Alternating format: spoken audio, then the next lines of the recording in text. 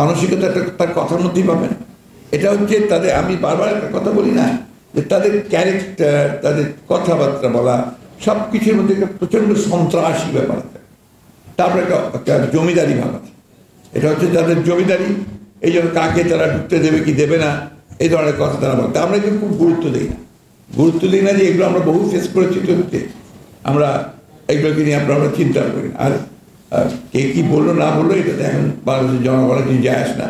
বাংলাদেশের জনগণের লক্ষ্য একটাই, যে বাংলাদেশে তারা একটা সুষ্ঠু অবাধ নিরপেক্ষ নির্বাচন চায়, একটা নিরপেক্ষ সরকারের অধীনে। That is the point.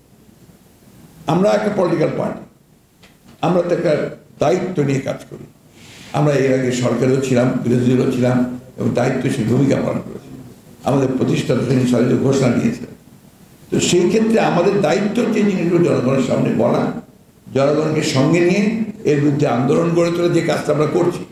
এবং আমরা, আপনি আরও নিশ্চয়ই লক্ষ্য করেছেন যে আমরা শত প্ররোচনার মুখেও, প্রভোকেশনের মুখেও আমরা কিন্তু একেবারেই শান্তিপূর্ণ আন্দোলন করছি। এবং এত কিছুর পরে আমরা সেটা করছি, এত আপনার গ্রেফতার, মামলা, অত্যাচার, নির্যাতনের পরেও আমরা যাচ্ছি।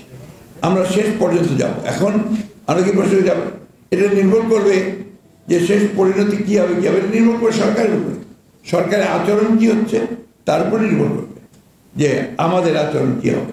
এটা আমরা খুব পরিষ্কার করেছি, জানি যে দিনবাবু বলছেন মামলা মোকদ্দমা। মামলা মোকদ্দমা নিয়ে চলছি ভাই 15-16 বছর, তাই না? আমাদের কি কোনো রকম দমাতে পেরেছে? কোনো রকমই দমাতে পারে, জনগণকেও পারছে না।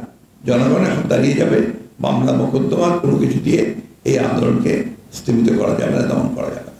আপনি বলেছেন যে আদালতকে ব্যবহার করে আপনি সহ সবারই আগামীতে রায় আছে মামলা, একদম লিস্ট করা 500 পর্যন্ত সিরিয়ালের থাকে, তাদেরকে যদি আটকে ফেলে পরবর্তী আন্দোলন এগিয়ে নিয়ে যাওয়ার জন্য আপনাদের কোনো প্ল্যান আছে কি? আমাদের প্ল্যানটা আছেই। আমি